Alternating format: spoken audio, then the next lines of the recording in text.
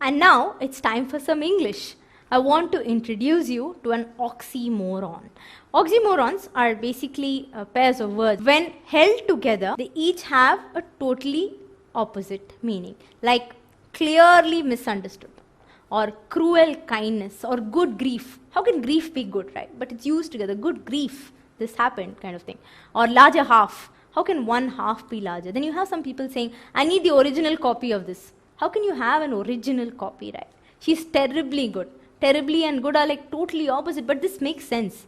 And then there's one which doesn't. This old man is a wise fool. She gave a silent scream. This joke is seriously funny. Serious, funny, two opposite meaning words brought together to give some meaning. These are oxymorons. In biology too, there is one weird oxymoron. Food poisoning. Food is essential for survival. How can it poison you then? Is it possible? Food poisoning?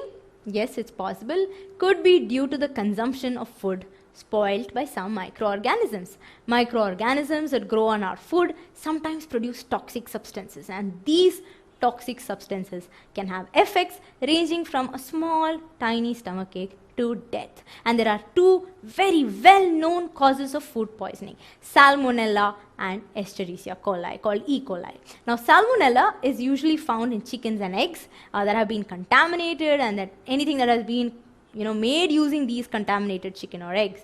Now, E. coli is a surprise because it actually lives in your large intestine and doesn't do you any harm. It's in fact a good bacteria. But if E. coli gets into any other part of your body, it can cause a lot of problem. The most common reason people get sick from E. coli is because they drink water or eat food that has been washed in water that has untreated sewage in it.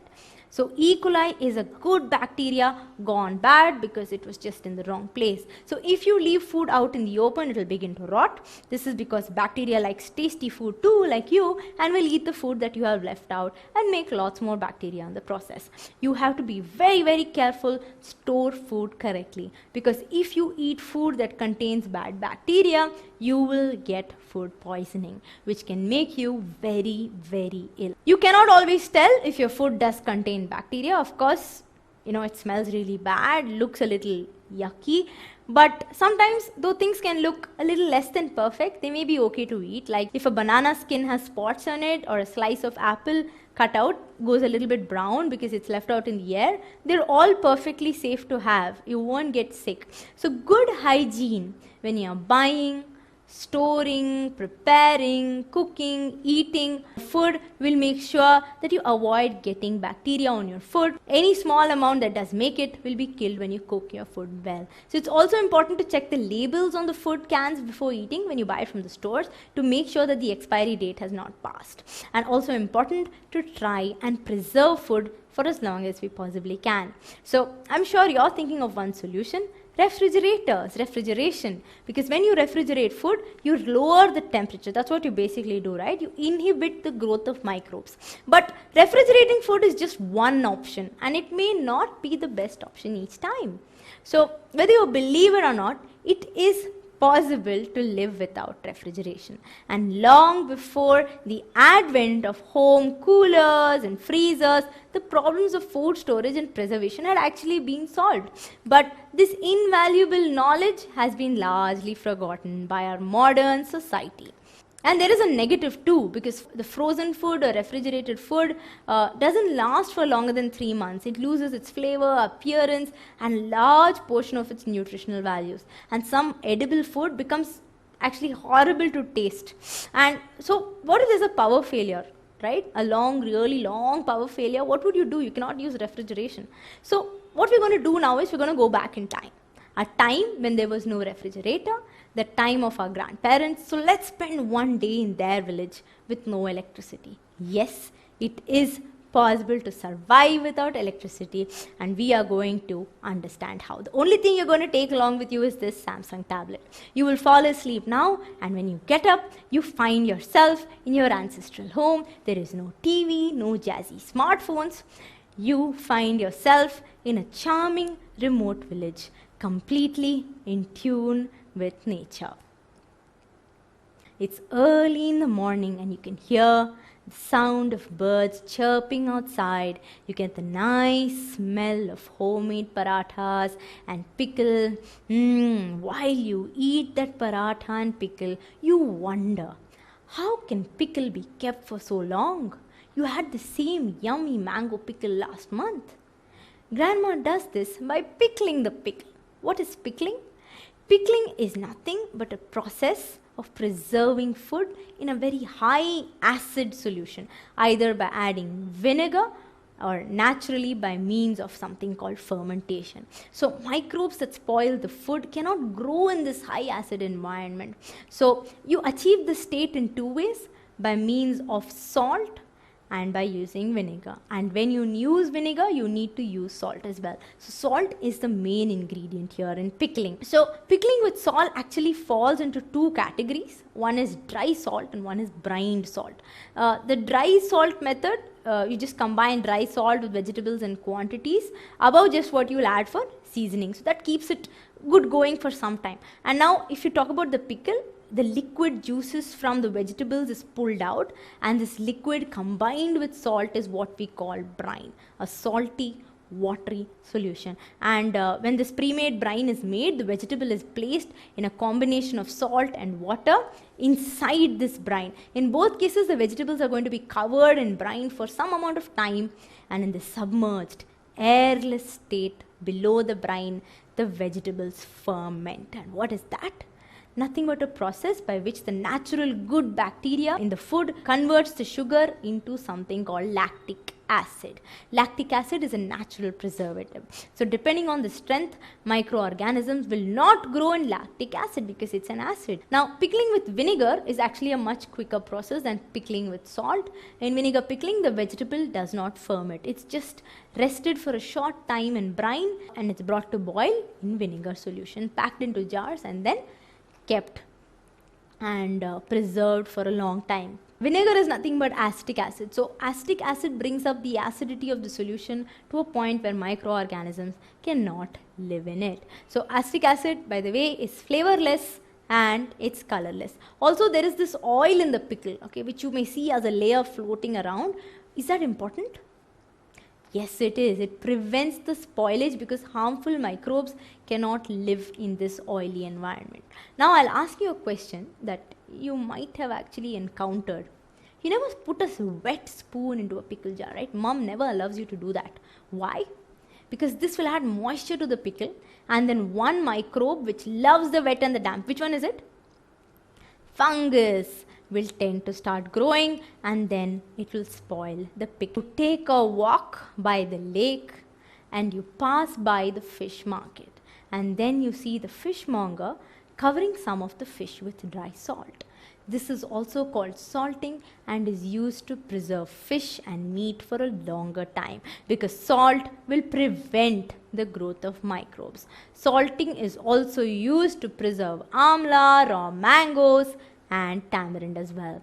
You are now tired from the long walk that you took, and you take out the lunch basket that grandma has actually packed for you. You will find some chapatis with jam and vegetable curry, and you will also find a glass of orange squash.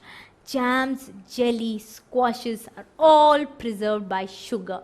Why sugar? Because sugar reduces the moisture content, and if moisture content is reduced, growth of bacteria and fungus is reduced, and this is called preservation by using sugar. And as an additional point, sodium benzoate and sodium metabisulfite are also commonly used preservatives. They are used in jams and squashes as well to check their spoilage. This is called the chemical method because you are using chemicals. You appreciate your lunch and start the journey back home. You pass by some ladies drying chilies, rice husk, dry fish in the sun. This helps preserve them longer. Fish pickle can actually be made this way with dry fish, and this process of preservation of drying is called dehydrating. Meats can also be hung out in this way in the sunshine. You pass by large paddy fields and you see farmers drying hay in the sun for their cows to feed on. You enter a cow shed and collect some milk in a milk can and you take it back home. You are thirsty and you want to have that milk immediately straight from the can. But grandma says, no, stop, you cannot do that. It has to be boiled. Why, grandma, you ask? Because the milk may contain some microbes. They need to be killed before you consume the milk. So grandma puts the milk in a clay pot on some firewood that she lights up by rubbing two sticks together, and now the milk has boiled and is safe to have because boiling has killed the microorganisms. The milk packets that you get nowadays are sterilized already by pasteurization. Pasteurized milk can be consumed without boiling as it's free from harmful microbes. So what happens here? The milk is heated to a high temperature, around 70 degrees, for 15 to 13 seconds and then suddenly chilled and stored. What a different sounding name, right? Pasteurization. It's actually in honor of the scientist who invented the process, Louis Pasteur. It's time to have supper with grandma, you listen to her stories, you drift off to sleep. One relaxing day at a village, one fruitful day learning every type of preservation to keep food fresh and tasty as long as you possibly can. And finally, it's time to talk about one important cycle of nature, the cycle that circulates one very important gas that forms 78% of the atmosphere to the earth and back to the air. And when it's on earth, this gas does a lot of help to us, keeps life going and plays an important role in so many of its processes. And when I'm talking about the nitrogen cycle, we're talking about how nitrogen basically cycles around in the environment. The nitrogen cycle represents one of the most important nutrient cycles found in the terrestrial ecosystem. Nitrogen is used by living organisms to produce a number of complex organic molecules like amino acids, proteins, and nucleic acids. The store of nitrogen is found in the atmosphere, while it exists as gas, mainly as N2, something that you already know, plays an important role for all of life on this planet. This store is about 1 million times larger than the total nitrogen contained in all living organisms. Other major stores of nitrogen include organic matter in the soil and in the oceans. Despite its abundance in the atmosphere, nitrogen is often the most limiting nutrient for plant growth. This problem occurs because most plants can take up nitrogen in only two solid forms: ammonium ions, which is NH4 plus ions, and nitrate ions, which is NO3 minus ions. Most plants obtain nitrogen they need as inorganic nitrates from the soil. Ammonia is used less by plants for uptake because in large concentrations, ammonia becomes extremely toxic. Animals receive the required nitrogen they need for metabolism, growth, and reproduction by the consumption of living or dead organic matter containing molecules composed partially of nitrogen. The main components of the nitrogen cycle starts with the element nitrogen in the air. The two nitrogen oxides can be formed as a result of interaction of nitrogen with the oxygen. The nitrogen will react with oxygen only in the presence of high temperatures and pressures that are found near the lightning bolts and in combustion reactions in powerful plants or internal combustion engines. The nitric oxide, that is NO, and nitrogen dioxide, NO2, are formed under these conditions. Eventually, nitrogen dioxide may react with water in the rain to form nitric acid. The nitrates thus formed may be utilized by plants as nutrients. The nitrogen in the air becomes a part of the biological matter mostly through the action of bacteria and algae in a process known as nitrogen fixation. Legume plants such as clover, alfalfa, and soya beans from the nodules of the roots where nitrogen fixing bacteria take nitrogen from the air and convert it into ammonia. That's NH3. The ammonia is further converted by other bacteria into nitrate ions, which is NO2 minus, and then finally nitrate ions. Plants utilize the nitrate ions as a nutrient or fertilizer for growth. Nitrogen is incorporated in many amino acids which basically react further to make proteins. Ammonia can also be made through a synthetic process known as the Haber's process. Nitrogen and hydrogen are reacted under great pressures and temperatures in the presence of a catalyst to make ammonia. Ammonia may be directly applied to farm fields as fertilizers. Ammonia may be further processed with oxygen to make nitric acid. The reaction of ammonia and nitric acid produces ammonium nitrate, which may be then used as a fertilizer. Animal waste, when decomposed, also returns to the earth as nitrates. To complete the cycle, other bacteria in the soil carry out a process known as denitrification, which converts nitrates back to the nitrogen gas. A side product of this reaction is the production of a gas known as nitrous oxide or NO2. Nitrous oxide, also known as the laughing gas, acts as a mild anesthetic. It is also a greenhouse gas which contributes to the global warming scenario. So let's quickly summarize what we learned today. We learned that microorganisms are the oldest relatives that we could possibly have, and that they have made life on Earth possible for us today. While 95% of them are nice and beneficial to us, and in fact help us be alive, there are a troublesome 5% that cause a lot of diseases. The main diseases affecting us humans, what they do, who cause them, can be summarized in an important examination point of view table like this. Tuberculosis is formed by bacteria.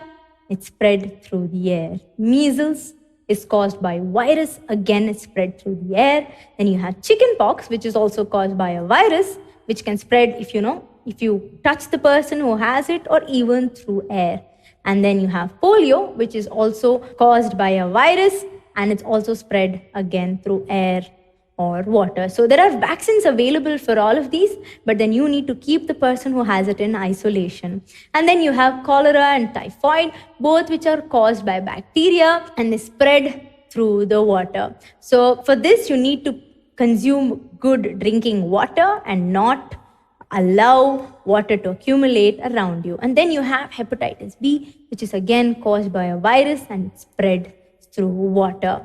And finally, there is malaria, which is caused by a protozoan spread by a mosquito. And this is one disease that you would not want to get. So to keep the mosquitoes at bay, you need to avoid waterlogging in regions around you. And then you have the troublemakers for plants as well. You have citrus canker, which is caused by a bacteria and it spreads through air. And then you have the rust of wheat, which we spoke about, which is caused by a fungus. Again, it spreads through air and water, air and seeds. And then finally, you have the okra plant, the mosaic vein of okra, which is caused by a virus. And again, it spreads. And in this case, it spreads through a whitefly, which is an insect which acts as a carrier and transfers the virus from one plant to the other. The good guys, 95% of them, help us out with their everything like anything. Some of them live inside us, mostly in our gut, and they break down our food matter and they keep our digestive system nice and healthy. And then some of them are edible like mushrooms, and some of them can cook like bacteria, which make curd possible, and yeast, which makes bread and wine possible through a process called fermentation. And fermentation was also invented by Louis Pasteur in 1857, the same person who invented the process of pasteurization. Antibiotics has made the life expectancy of people go up a lot since earlier days, and it was Alexander Fleming who first found the way antibiotics work. And penicillin was the first wonder antibiotic that was used to treat many bacterial infections. When you are vaccinating someone, you are basically fooling the immune system into believing that there is danger ahead. But then this is very, very useful because our immune system has a superb memory, and when the actual disease hits, it is ready and it will attack it and defeat it completely in style, which makes vaccination a very, very important type of prevention for so many diseases.